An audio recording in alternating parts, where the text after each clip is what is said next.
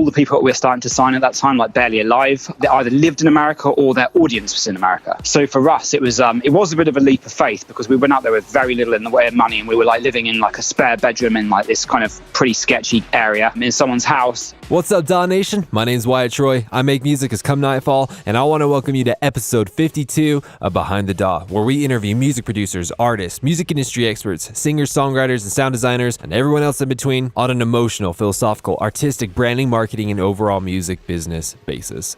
This is a companion podcast to our YouTube series In the Daw, where we invite music producers to come and dissect their songs in real time. We've recently had people like Delta Heavy, Kashmir, AU5, Kuro, Tynan, Culprit, Set the Sky, Quicks, a whole bunch of other people. So make sure to go check that out. For the next little while, you can find In the Daw on Multiplier's YouTube channel, but after June 26, 2019, we are making the official move over to the Daw Nation YouTube channel. So head on over to there and subscribe and hit the little notification bell so that you can get a little bing whenever we put out a new episode. But if you'd much rather listen to the In the Daw episodes, I have an option for you. That is the 0.5 episodes in this podcast. So for example, the last episode was episode 51.5, where we invited Biometrics to come and dissect his song No One. So if you'd much rather listen to it than watch it, dude, you're in the right freaking place. But again, if you want to watch it, head over to the Daw Nation YouTube channel. So Daw Nation, who are we interviewing today? Today we are interviewing Dodge and Fuski. And if you don't know who they are, shame on you. They're freaking hilarious. But just because someone is hilarious doesn't mean that they're worth listening to. So why are Dodge and Fuski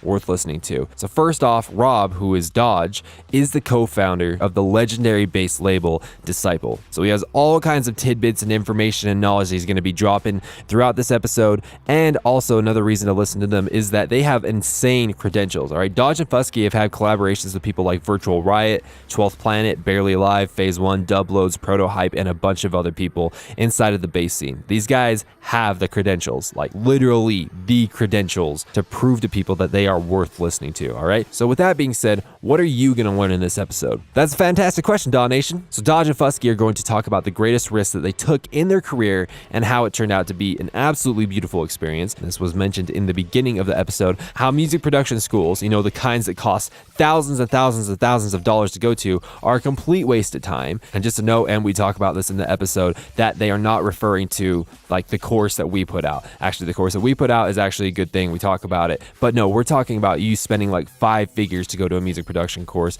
They think it's an absolute waste of time. So we're going to get into talking about that and what they think that you should do instead of that. We're also going to talk about why Disciple is easily one of the most well-known and highly sought after bass labels in the entire world.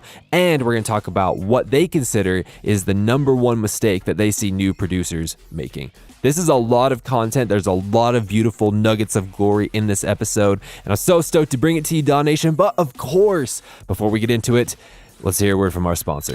Daw Nation, we are so close to releasing our updated version of the AU5 Ableton sound design course. The original course had over 5 hours of content, but this updated version, it has over 20 hours of content. This course not only teaches you how to do absolutely insane sound design using basic tools, but we are also including all the effects racks, instrument racks, project files, and you also get access to an unbelievable amount of bonus material. In fact, some of the bonus material includes a mini AU5 course where he shows you how he created specific sounds in some of his most famous songs. You also get access to a Max for Live course where I show you some of the craziest sound design Max for Live devices. We also have a third-party plugin course where AU5 and I show our favorite third-party sound design plugins and how to use them. There is also a Whip Masterclass where AU5 sits down and creates an entire song, beginning to end, from scratch. And finally, there is an AU5 walkthrough course where he walks through 3 previously released tracks, 1 unreleased track,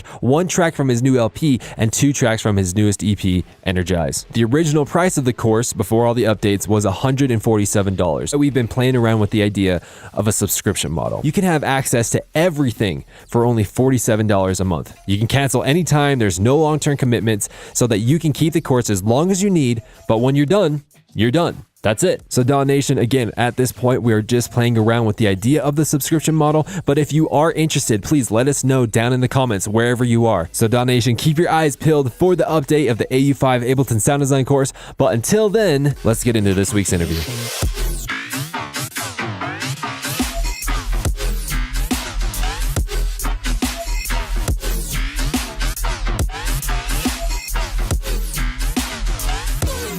I want to welcome everyone to this week of Behind the Dot. We have Dodge and Fuski. How you guys doing today? I'm good, thank you very much. Good, thanks, man. You're not going to get a more enthusiastic response from that. We're British, sorry, mate. That's as much enthusiasm as I can handle right now, so this is great, man. You know, if we were to look at the totality of your guys' career, what has been the greatest risk that you felt like you have taken to progress your career? I mean, I upped sticks and moved to America, kind of, I guess, like a real lull point of our career when there weren't many gigs, like with no real kind of knowing of what was going to happen. So for me, that would probably be my thing. I guess Chris will have his own answer. Probably trying to like start a family mid-career was probably like a pretty risky choice. And trusting Dodge.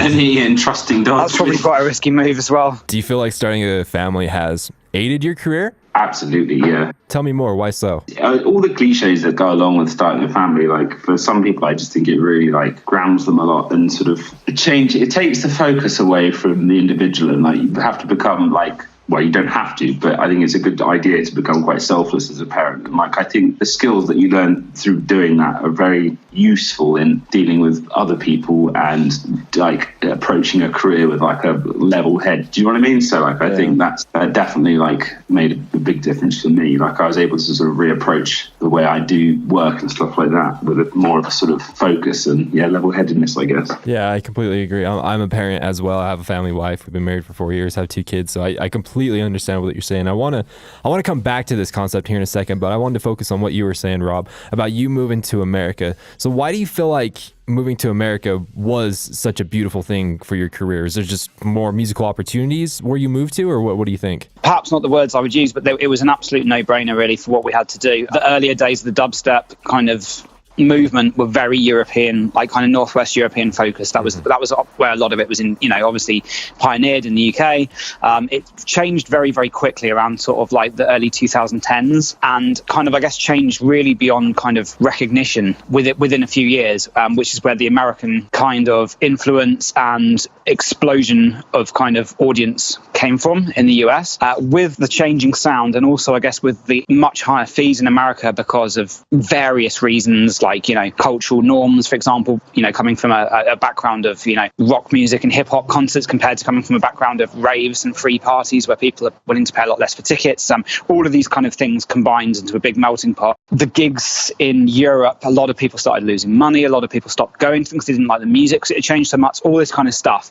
And a lot of stuff added up, which I won't go on for hours about explaining, but a lot of stuff added together that basically the scene as it was kind of collapsed within a year, mostly. It still exists. It does exist. Like, there's still gigs in France is still, there's gigs out there. There's for the older kind of like original dubstep sound, there is still an underground scene for it. But in terms of the movement that we were wrapped up in, it hugely became a North American focus. Now, obviously, there's other countries outside of, the US and Canada that there's still been a scene going, like in, Australia, New Zealand, Asia's quite a big thing at the moment. And Europe, is still going, but just not in quite focus point that it used to be. It used to be that, all the guys that we were friends with, basically anyone who was basically having any of their releases uploaded to UKF, we were all kind of on this circuit where everyone was probably doing 10, 15 shows a month in Europe, and that really changed very quickly. To the point where most of the guys that I knew, everyone was kind of flying out to and from America all the time. Now, obviously, if you don't live in America, flying out for one gig isn't really necessarily going to make sense, time and financially.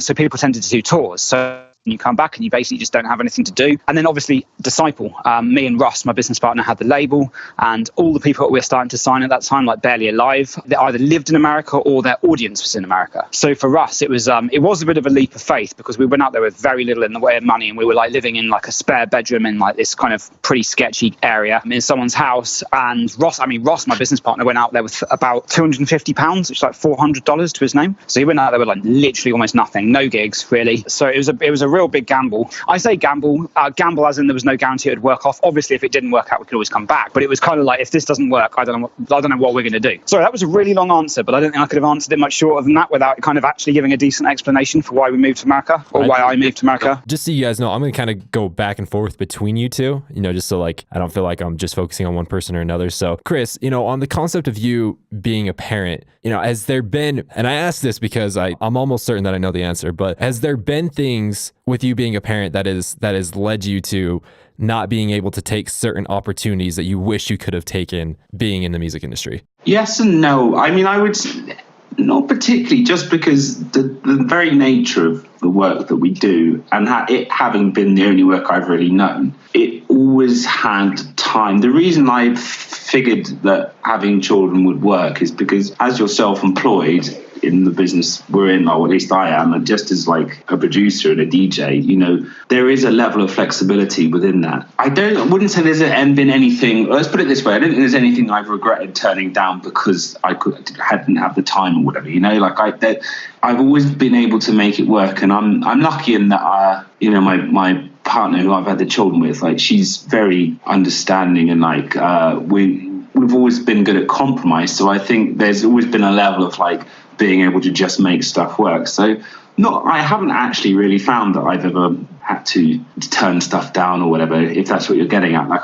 it's not really been a problem, honestly. I'm really glad to hear that, and that is the answer that I usually get from people who are doing great things in the industry when they have kids. I remember when I was, you know, just barely starting out, I had the chance to go meet Seven Lions, but I had to turn it down because not very many people know this part of the story. They just know that I turned it down. The reason I turned it down is because my son was being born. I was like, you know, like in that case, like, do you regret not meeting him? I'm like, no, dude, I'd much rather meet my son than Seven Lions. I totally get what you're saying, and I'm really glad you have that attitude, because there are some people I've talked to that are bitter about it, and that's so unfortunate. That is completely unfortunate. Two beautiful things. Like, I got the sort of the dream job I always wanted since as early as I realized that was a thing, and I've also got a nice happy family. So I genuinely, it's cheesy as well, like I genuinely feel blessed to have the sort of be in the place I'm at with it all, you know? Oh, that's fantastic, man. So Rob, back over to you. Concerning, you know, like everything that you and Rossi have been doing with Disciple, like, it's freaking amazing. You guys are killing it. Almost every single person that I teach private lessons to, one of their dreams is to be on Disciple, especially with all the tutorials that you're doing on you guys' channel. I think that is fantastic. Let's talk about Disciple. I mean, like, why do you think you guys have been having so much success? I mean, why are you guys rising above everyone else, so to say? Well, I think it mostly comes down to the acts that we signed, really. I mean, a label is only the acts that you have on it. I mean, obviously, it's what you do with it as well. Like, the staff that we have are all great, you know, in terms of just really being on the ball, done properly. You know, it's amazing. I mean, I've signed to various labels over the years with different acts, different projects, and there's a huge range of really how good a job people do with covering the basics. So I think, you know, there's obviously two sides to it. So on the artist side, you know, we have incredible acts like, you know, Ross has a great ear for early hearing talent early on as well. You know, like Barely Alive, I think they had like 50 SoundCloud followers when Ross took them on for management. Then obviously we've got people like Virtual Wyatt, who is, you know, indisputably now probably the biggest rising to the top act at the moment, I guess, really. You know, the person who has the most trajectory out of pretty much anybody in dubstep. I'm too many to name. Like, you know, if I start naming people, I'm going to end up leaving people out. So it's just better just to say everybody, because it really is an amazing roster. But then on the team side as well, you know, everybody's just so on the ball, making sure that like the ball's never dropped. And then like all this stuff that we're doing as well with the video content is something that I'm really proud of, because that's what I spend a lot of my time doing, is me and our director of photography, a guy called Dieter, and some interns that we're taking on at the moment. And what we do is we really just it's not really about making extra money or revenue. If anything, it's actually the opposite of that. It's just adding value to the brand for the betterment of the long term of the label. So like you say, things like the tutorials, you know, things like, I don't know if you saw the Lamborghini video where we sampled Lamborghini and sent dubstep. That's kind of like, well, I've got about 50 other ideas written down that are like that, and we're just trying to actually make those side of the stuff more and more approachable to people that might not even be dubstep fans, without alienating dubstep fans at the same time. So I think the idea is to find a happy medium where it's a little bit like, I mean, there's too many saying, but you know, a lot of YouTube channels will be like, the focus is on entertainment, but they're still educational at the same time, but they might not be educational in the same way a tutorial is educational. Because the problem with the tutorial is it's very much focused 100% on education. It's not really intended as any kind of entertainment, which is fine. You know, like a lot of people really love that stuff, but there's lots and lots of other people out there who would benefit from the entertainment value of stuff that like you maybe learn a few things from, get some ideas from, but ultimately the main focus is on being fun. Yeah. And that was the Lambo video was the first one. But one of the bits of feedback we had on that is that the tutorial part was still, you know, the beginning was the fun bit, and then it still became very, very much a tutorial. So we're trying to work out ways where we can still make these videos educational, but make them much more, feel a lot more like, you know, I mean, the obvious comparison is Top Gear. I mean, that's obviously where we've got a lot of the stylistic cues from. But yeah, you'll be seeing a lot more of that stuff this year. We're filming like kind of a few kind of like challenge, can you do this, can you do that type videos. Trying to keep them as broad as possible and interesting for people that might not necessarily be like Disciple fans or even know who we are, but still be interesting to people who are at the same time. I mean, there's so many avenues to talk about. Like I say, Ross, my business partner's kind of foresight in an A&R skills are huge. And, he manages a lot of the acts on the label as well. And then I guess the other thing as well would be the clothing. Another thing that, I think is a really big part of Disciple is how we haven't really taken a merch approach to our clothing. It's much more clothing label approach to the clothing. In the long run, could end up being that ends up defining us even more than the label. I don't know. That's one of the things that we're hoping for at the moment, is to grow the clothing label beyond being just a label, not just being merch for Disciple fans. Chris, you're in the UK right now. Rob, you're in LA. Do you guys kind of feel like that you kind of got an advantage that way because you got one of you on one side of the world doing stuff there and another on the other side of the world? I mean, do you guys kind of leverage that in a way? Not really, to be honest. It's just as it is. But it's not really a disadvantage either, particularly for the way that we work. No, really, basically, like the only advantage is that if and when I do have a gig in the EU, I can just take it, But as Rob's already mentioned, basically the entire scene moved to North America anyway. So the vast majority of DJ work, at least, comes from that. So yeah, in terms of leveraging that separation, that's the only stuff that comes out of it. Really, is that if there is gigs that come in the EU, I can just take them as a no-brainer. It's more a situational thing. Than a deliberate strategy. Everything's really just sort of goes over the internet anyway now, so the location is somewhat irrelevant, really, in terms of, at the very least, music production. So Rob, you got a lot of stuff going on with Disciple. Chris, you obviously got a lot of stuff going on with your family. Do you have any other things that you got going on, Chris, or is basically Dodge Fuski your main career focus? Yeah, pretty much. I mean, I've got a couple of other things in the works, which aren't really a place to be talking about right now. That's but okay. One of the main things that I can talk about that's in the works is another kid coming on. In about like 5 weeks or something. Getting ready for another baby Fuski. Dude, that's amazing. So is that kid number 8 or where you at? Yeah, that's kid 15. Really? What number kid is it though? It will be our 3rd. Dude, so we've got a little boy, 6-year-old boy, my daughter who's 3, Elvie, and then one more who'll be 0 quite soon. Oh man, that's amazing. So is this one going to be named Rob, or is that name out of the picture? Next question. Rob or Robert? Both of you, I know Rob, with you doing Disciple, you're going to have more experience with this, but with both of you, what do you guys feel like, let's start with Chris and then we'll go to Rob. So what do you guys feel like is the number one mistake that you guys see new producers making? I've got a really good answer to this, but I'll let Chris go first if you want, like you suggested. I'll flip it on its head and say that I actually think these days you see a lot less mistakes because there's a lot more information available. So compared to perhaps when we were starting out, everyone was making mistakes and they were all really dumb mistakes. Whereas I think actually the baseline standard for a lot of newcomers is just been elevated through various things. Obviously, something like taking Spice as an example, just the availability of information, knowledge, tutorials, good quality samples, all the things that actually, when you're first starting out, maybe not even 5 years ago, was a lot harder to get right. Is now there's just a higher bar of the baseline entry level quality. I think that doesn't mean there's still not a lot of mistakes to be made, but I do think it's a lot easy to make less mistakes. It's easier to make less mistakes these days. Okay, so first of all, if the question means in terms of technical mistakes, I completely agree with Chris. I think on a broader answer, I think the biggest mistake people are making these days that's definitely becoming more and more prevalent is the reasons people want to do this. I mean, we joke about it a lot in our videos, and obviously play stupid versions of ourselves, so it's just kind of a way of keeping things fun and entertaining. But obviously that's inspired by a lot of things that I've seen in real life, and particularly living out in LA. The amount of people are trying to run before they walk in a very literal sense, and people just basically wanting to do it for the glory is something I see a lot of. And I think I noticed a lot of people getting frustrated because they're like, I've been doing this for a year and a half and I'm just not getting anywhere. It's like, mate, we did this, we didn't make a penny for the first 7 years. I mean, I'm not lamenting. I'm not like an old guy going in my day, because I understand it's quicker these days, and that's not really the problem. I think the problem is people are just so fixated on the end result and are they going to do this? Are they going to I hear people talking about, what should I be looking working for an agent, people talking about this stuff when they're like literally still in school and they've probably been learning Ableton, you know, some like teacher in a college just for like 12 months. This is just definitely something that I've really noticed, because the thing that I always say to people is if you persevere and you're smart, it's quite unlikely that you'll fail, because, you know, if you're capable of what you do and you persevere, you know, and then the end result is good music, it is going to work for you. It's going to happen for you. It's just how it happens. As a label, we're always looking for good acts. We have the same, you know, the trouble we have is finding good acts, you know. So if you exist and you are a good act, you will do well. But the problem is people are so fixated on that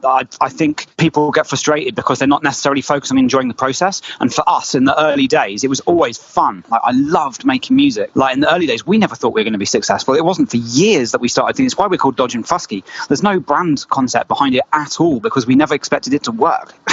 We just needed it. We just needed a name to release. And like my childhood nickname was Dodge, and like Chris came up with, I won't give you the full story, but there's not a very good reason behind where Fuski came from. It's a pretty arbitrary reason, just like Dodge is. You know, we were just in it for the fun, and it just kind of went somewhere. And like, I'm not saying that like that's necessarily a right or wrong way to do it, but I definitely notice it with a lot of young people, that people are just completely fixated. Check my sound clack at this, get my demo. It's like, dude, you're years away from being ready yet. But people just want a result straight away. They think they sign up and pay like $20,000 a year to go to some like production college and think they're going to come out being like the next Afrojack. And it's just, it shouldn't be like that. Like, skills come from practice. There's no, like, if any of you guys are listening, by the way, and you're thinking about doing like a course to learn music production, do not waste your money. You don't need it. You just need YouTube and a laptop and a lot of perseverance. And when I say a lot of perseverance, to put it in perspective, I think me and Chris, it's nowhere near this anymore because we have a lot of other things going on. But I think when we were at the height of learning where we were getting, I reckon we were probably spending 50 plus hours a week making music, maybe more. Do not waste your money on music courses. These people are just jumping on the opportunity. Rob Spire was like, your sequencer needs to literally be burned on the back of your retinas. And I remember, like, I mean, that was fairly late on in our career, but that is still rings true to this day. I think, like, it is 110% about the time and input when you're starting out. Like, you have to make it your everything. Absolutely.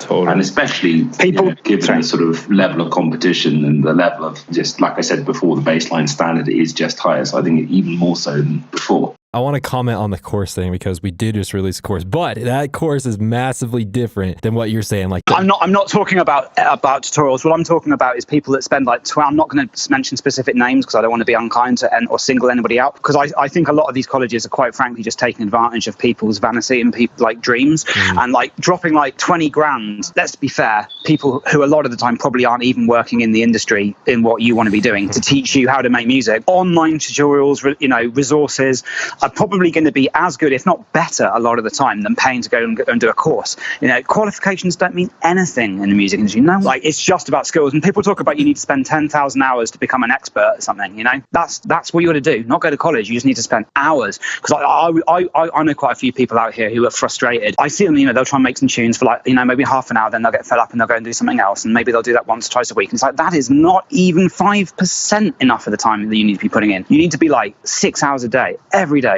This is something that I'm extremely passionate about, and I completely agree with everything that you're saying. For the listeners that are listening, I do just need to make one distinct kind of separation. So like what Rob here is talking about is something I completely agree. Like, for example, like the course that we just put out, the course is $100. All right, that is massively different, and we provide like 20 hours of content. It's insane for from someone in the industry that is doing the thing. You know what I mean? That's just basically a glorified private lesson from someone you want to learn from.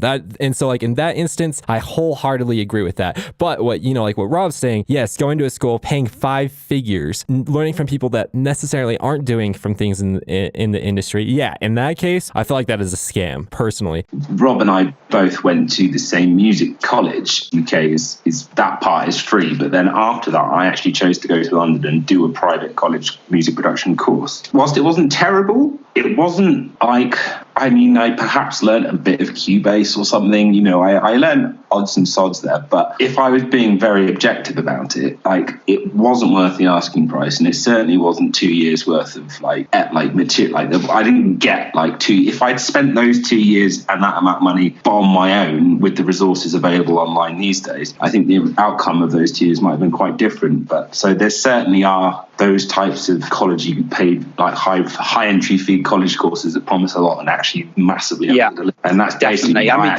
had an experience like like that. So, you know, Totally. The thing to remember is who is teaching, who is the teacher, what have they done to be qualified to teach you how to do this. I see it time and time again, man. I wouldn't call it a scam, these colleges, but they're definitely very much taking advantage of people's hopes and dreams. Like one of the things, again, I'm not singling any colleges out here, but a common thing that I see is they'll boast about their alumni. And I remember looking at this one college and they were like, oh, we had this act and this act and this act, and they're all like successful acts. And then I looked at roughly how many students they have in a course, how many years they've been open, and I worked out their success rate is about 1%. Yep. If they're basing it on the alumni that they're listing on the website, I'm like, yeah, that is giving you a very distorted perception. You know, kind of, it's definitely for sure manipulating people's hopes and dreams. Like when realistically, like I think a combination perhaps of like one well-written, complete beginner's course online that maybe you pay for, and then topping it up for, you know, with like stuff like the tutorials we put out, you know, which like, none of our stuff is really intended as like, here's how you use Ableton and here's how you open a file. Like we don't really bother catering to that kind of starter level.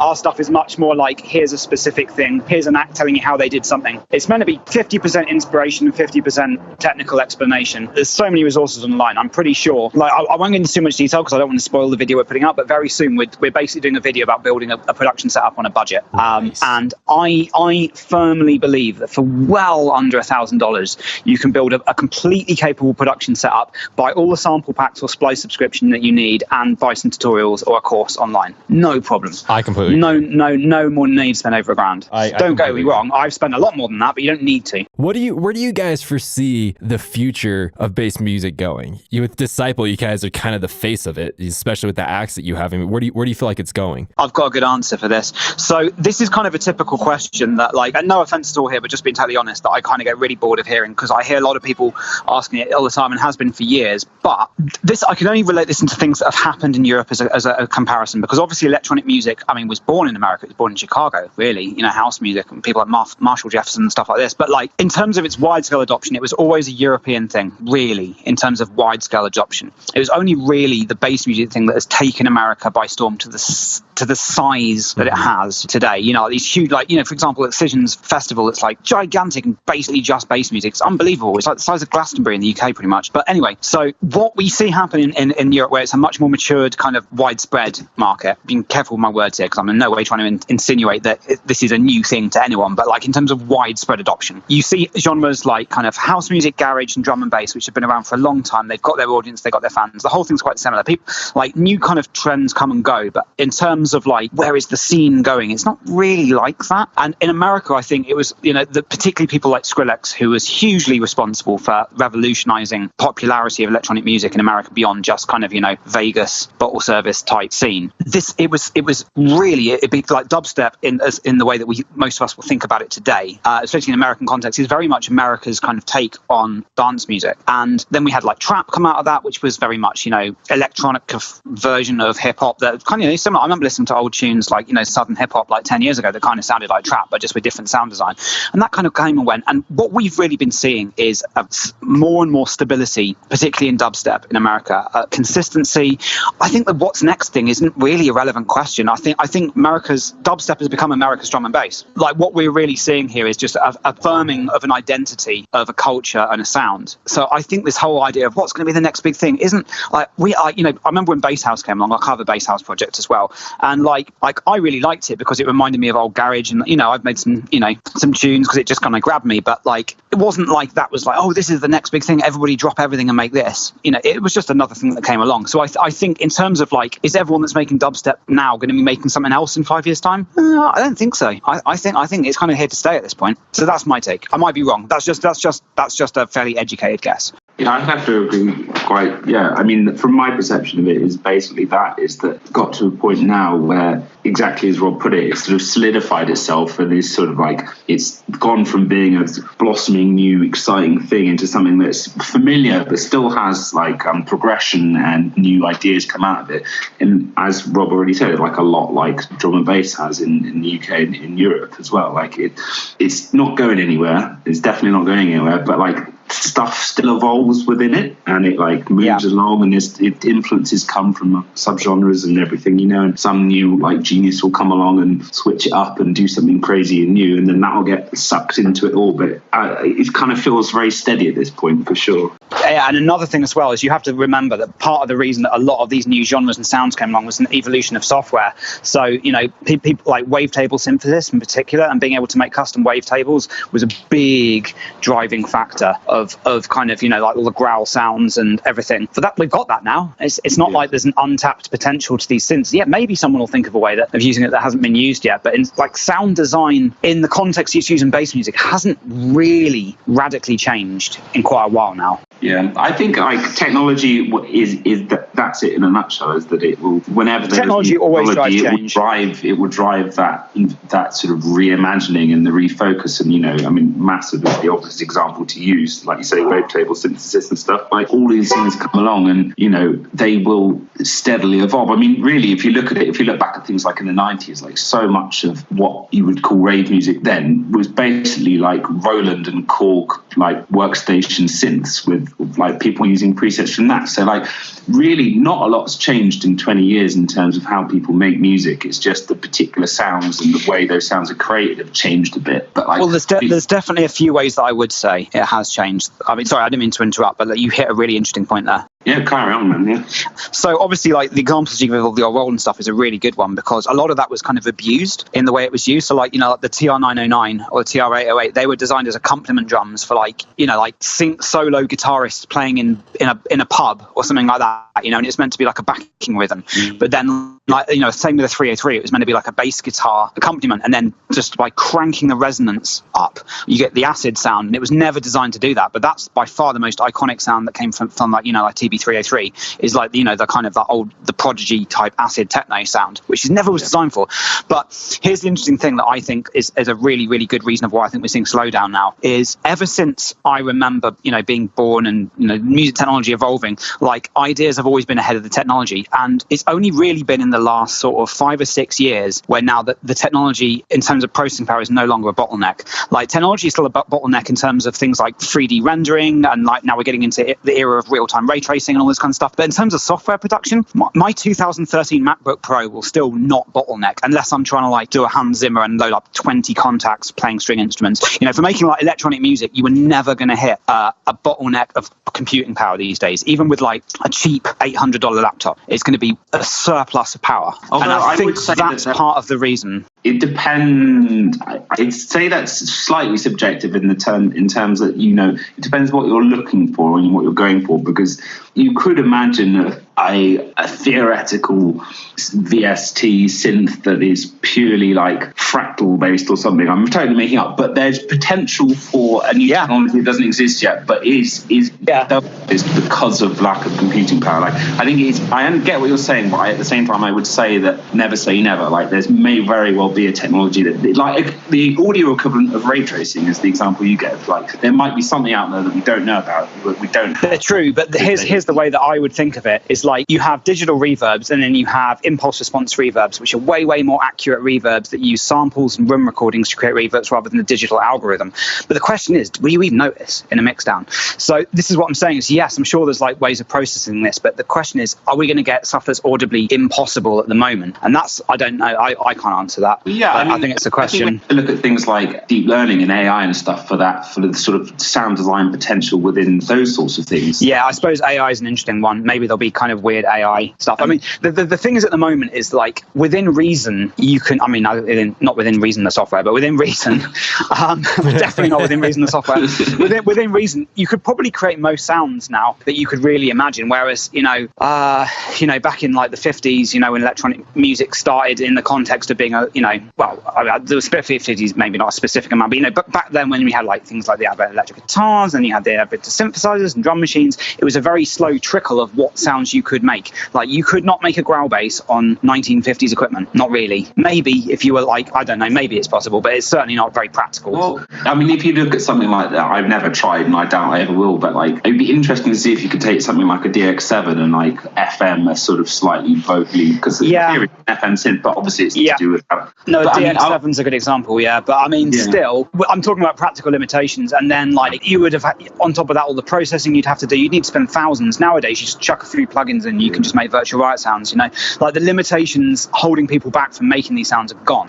So I think that's what I was getting at. Yeah, so no, I agree with that. I think that's what's slowing down evolution. My point really was that I totally agree with that, but I definitely think that you can never say never with these things, and just because it feels like I agree with that. Computing power and we kind of feel like you could make any sound, which it kind of feels like we are there, but you know, in 10 years time there might be something that we'll look back now and be like, we knew nothing kind of thing. So true. I mean, all I would say is, put it this way, I haven't heard a radically different kind of sound that I've never heard before in years. You know, there was a point where like the Skrillex growls came along and everyone was like, what is that? I've never heard anything like that. Obviously, you know, I think what would have been big things before that would have been, you know, I guess like all the kind of the phase mob welt noises. Even the yoi bass at the time was a new idea. Like, there were new ideas all the time. I haven't heard a new idea in sound design. I can't even remember the last time I heard a completely fresh idea. People are getting better. The mix downs are getting better, but like, it's not new. It's just better. Yeah. So I would say that maybe an element of that is probably the fact that the older you get, the more you hear, the more familiar things become, and like perhaps there's an element of like of just familiarity. Like, you are hearing new sounds, but like they're just more familiar because you're getting older, and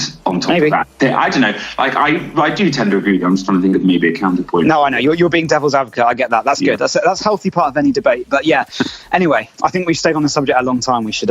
Yeah, I was just sitting back, like, truly enjoying this, and like I was really stuck on that reason pun. That was nice. That was. Thanks. Guys, this has been an absolute fantastic interview. Is there any final words that you want to say before you head out? Be cool. Don't be I can't say it. I can't say it because you're going to censor it. It's my general life advice. Don't be nice. Well, guys, I really appreciate you coming on the show. I had a fantastic time. Did you guys have a good time? Yeah, it was great. Thank you very much for having us. Hey, DAW Nation. Hope you enjoyed episode 52 of Behind the DAW with Dodge and Fuski. I know I did, and if you did, please go share it with someone. Do you have a producer friend? Go share it with them. If you don't have producer friends, freaking get them and then share this episode with them. If you are interested in our Patreon so you can get exclusive perks pertaining to In the DAW and Behind the DAW, there is a link down in the description. You can also go to patreon.com/InTheDAWWW. We also offer private lessons. You can access those by going to inthedaw.net, and we would love to hear who you want to bring on the show. There is a link down in the description for suggestions of artists to come on the show. One more time, I would encourage you to like, comment, subscribe, repost, and follow. And I'm actually going to start doing something new. I haven't started doing this yet, but if you leave a review on iTunes, I will read it right here, right now, and talk about it. It can literally be a 1-star review telling me how crap it is. It could be a 5-star review saying how amazing it is. It was whatever you want. I'd be happy to read it. I'd happy to take the feedback and make the show even better, because we at In the DAW and Behind the DAW truly just want to make this the best podcast for you, DAW Nation. Finally, I would highly encourage you to check out the last episode of Behind the DAW. That was with Julian Calor. We talk about Julian Calor's technique on how to create so much music. We talk about making multiple types of music underneath one brand, and how Julian Calor's purpose is to give everyone the feeling that it's not only okay to be different, but it's the best thing in the world. So there is a link in the description for that, or you can just on your podcast app, wherever you're at, you can actually just go down to the next episode and listen to it. Again, you can listen to this episode. If you didn't know, you can listen to it anywhere you want. So if you're listening to this on SoundCloud right now, realize you do not have to. You can go anywhere you want. You can listen to it on Spotify, iTunes, Google Play, Deezer, YouTube. You can listen to it in a whole slew of places. So feel free to listen to it on your favorite platform. And my final call to action for you, DAW Nation, is if you enjoyed this episode, if you really did, I want you to take a screenshot of you listening to this podcast, and I want you to put it in your Instagram stories, and I want you to tag me. I will repost it instantly, and I will reply to you. So DAW Nation, I hope you enjoy this episode. I hope you have a great day, and we'll catch you on the next episode.